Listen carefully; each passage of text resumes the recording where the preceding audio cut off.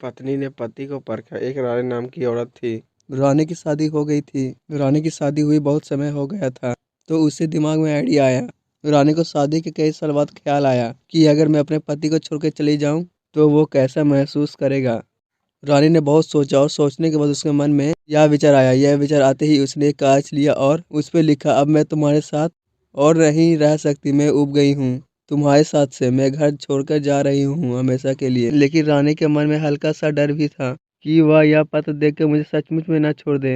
फिर रानी ने यह कठिन कार्य किया।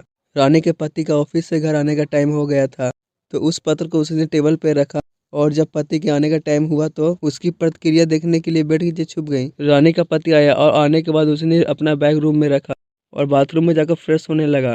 और फ्रेश होने के बाद उसने टेबल पे रखा पत्र पढ़ा। कुछ देर के चुप्पी के बाद उसने पत्र के नीचे कुछ लिखा। रानी तो बेड के नीचे छुपी हुई थी, लेकिन उसे कुछ पता नहीं चल रहा था। फिर उसके पति की आवाज़ आने लगी। उसका पति फिर वो खुशी की सीटी बजाने लगा, गीत गाने लगा, डांस करने लगा। यह नाच गाना सुनकर रानी को टेंशन लगने लगी कि कहीं सचमुच में मुझे छोड़ ना दे। फिर उसका पति थोड़ी देर बाद कपड़े बदलने लगा। इसी दौरान उसने अपने फ़ोन से किसी को फ़ोन लगाया और कहा, मेरी पत्नी ने मुझे छोड़ दिया है। मेरी पत्नी को यह बात पता चल गई कि वह मेरे लायक नहीं है। फिर और उसने मुझे पत्र लिखा है। उस पत्र में लिखा है कि आज मैं तुम्हें छोड़कर जा रही हूँ, इसलिए आज से मैं एकदम मुक्त और टेंशन फ्री हो गया हूँ, क्योंकि इसलिए शायद मेरी मूर्ख पत्नी को समझ आ गया कि वो मेरे लायक ही नहीं थी। आज वो घर से हमेशा के लिए चली गई।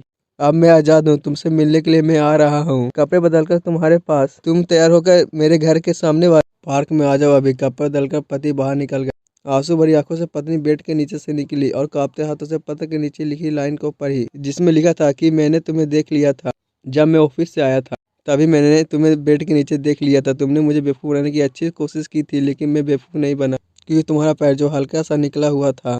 और आगे पत्र में लिखा हुआ था, बेड के नीचे से निकल जा, बावली पार्क के पास वाली दुकान से सिगरेट लेके आ रहा हूँ, तब तक चाय बना लेना। फिर उसका पति घर आया और कहा कि कभी मुझे चेक मत करना, वरना मैं अगली बार मैं छोड़कर चल जाऊंगा। फिर पत्नी ने कहा, मुझे माफ़ कर देना। आशा करता हूँ आपको कहानी अच्छी लगी होगी।